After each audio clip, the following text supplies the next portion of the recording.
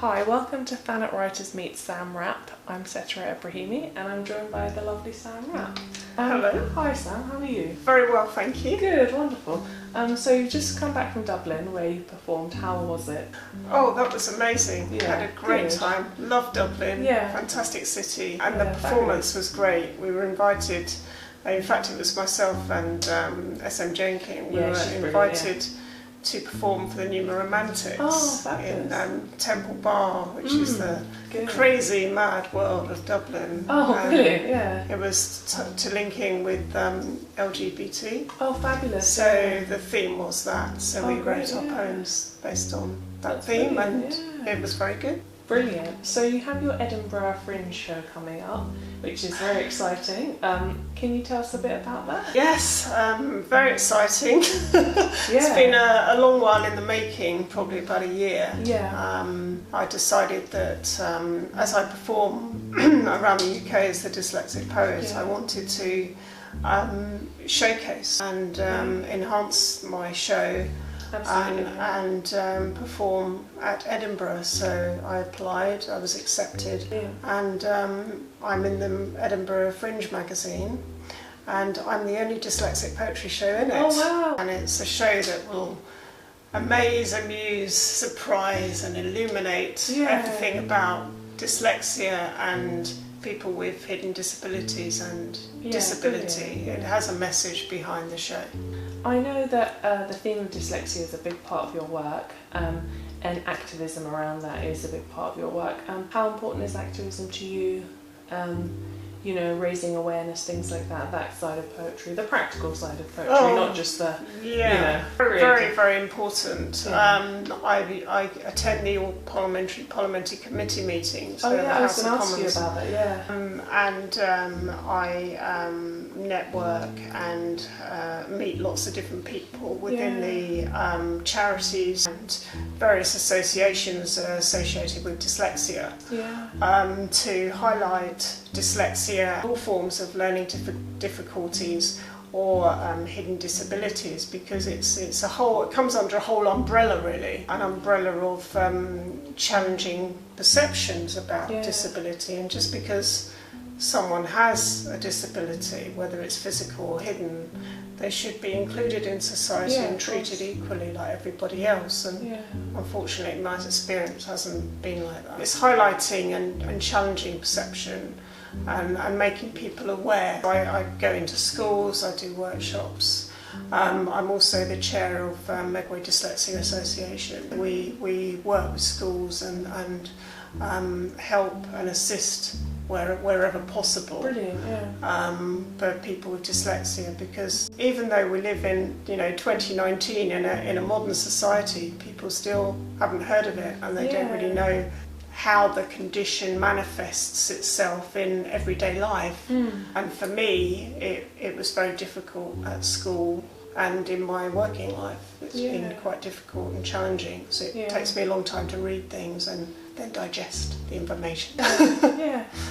When you've been in Parliament talking to people and things like that, have you found a positive response, or has there been, not just in Parliament, but just in the work that you do, or has there been resistance at times? It's been a really positive. My experience has been really positive, and when I've performed around the UK, people have come up to me and said, I'm dyslexic, and what you've said is That's a great absolutely my experience. And it's really humbling to know that you're not alone, because for so many years I thought, there's no one going to understand me.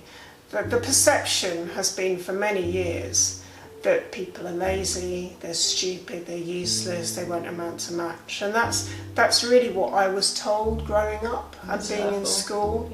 And it's a self-fulfilling prophecy. If somebody tells you that enough times, you eventually believe that you are stupid and lazy and you can't pass exams. And my story is a bit different, because I left school at 15 with no qualifications, and I was kind of on the scrap heap. I ended up homeless, and I met this guy. There was nothing in it. He was just a really lovely person outside Sainsbury's in Brighton, because that's where I'm originally from. And and he had shopping bags, and he looked a bit like, you know, needed an iron really. And and he was amazing. He was actually a professor at law at the University of Brighton, or Sussex, I think it's called. And he realised straight away I was dyslexic. And because of that, he actually mentored me and helped me and said, you can pass exams, you just need more time. Yeah. And eventually it happened. I passed exams, I became a writer, became a lawyer, all these things I didn't think would ever happen to me because I'm stupid apparently. Not at all. No, Hence why the Edinburgh Fringe Festival and the amazing dyslexic poetry show is born, because I want to show people that just because you may struggle in life, whatever your circumstances, whether you're in poverty, whether you're homeless, whether you've got autism, whatever the situation, you can actually achieve, and you can actually live the life you want to live, and that's the message I want to put through. That's why I called it the Amazing Dyslexic Poetry Show, because I wanted people to see whatever you want to do, you can be amazing at it. Yeah, wonderful. So there are some dark moments in it, you know. Some aspects of it where I'm talking about my poem Rant, which uses a lot of metaphor with nature, and it's about my experiences at school. You know, I struggled to spell, you're a stupid fool, I yell, you know, things like that, because all I had was bombardment of, well, that was a bit rubbish, wasn't it? Well, because I'm dyslexic. So it's experiences like that. And I want the show to be, yes, you can rise from the ashes and fight on. So, definitely I'm an ambassador. Fantastic, to fight and spread the word about dyslexia. Wonderful, I know you also write plays as well. Which do you prefer, plays, poetry? How does that come together, you know, in your mind? One day do you think, oh, this idea is more of a play? How does it work? Well, funny you should say that. I love writing poetry. In fact, I like writing anything, full stop. I write stories and all the rest of it. But for me, poetry, you can kind of knock out a poem very quickly. Whereas when I'm writing a play, I'm writing one at the moment actually that's taken me a couple of months. But I can write a play quite quickly, and one of my plays was actually born out of a poem that I wrote called 18, about a young boy who went to fight in the First World War. And as a result of that poem, I wrote a play called Innocence about the boy soldiers in the First World War, that has been performed in Megway Little Theatre Youth Company, and it's also performed in Gibraltar. I was going to say you internationally. So it went to Gibraltar, and it's got 6 nominations in Gibraltar and a trophy win, and an Adjudicators Award in Megway. So I'm really pleased with it. I know you've got a book out at the moment. Rant, Dyslexic Me. How did that come about, and how are you finding the reception and everything? Well, I'm really pleased with it. Absolutely. My debut book, I've been trying to write a poetry book and finish it, because I had lots of other projects holding me back for quite some time, and eventually I just buckled down and got it done. It's been really well received. I've sold many copies, which I'm really, really chuffed about. And had a review by the British Dyslexia Association and Derby University as well. So I'm really, really pleased. Your publisher was up for a Setareh Award as well. That's great. So it's published by Whiskey and Beards. That's great. So I was really pleased and done a good job. There's some dark poems in there about my journey with dyslexia, which has been quite challenging at times. And isolating, I would imagine. And that's reflected in some of the poems. And then there's other poems in the book that are a bit more light-hearted, like the monologue and the conversation. And then there's a poem called "Oi, you stupid fool." So I love that poem. It's kind of like a reversal of how I was told I was stupid, and I'm actually reversing it back onto you. I'm not stupid. I'm a wealth of colour. I'm your laughter. I'm just me. So that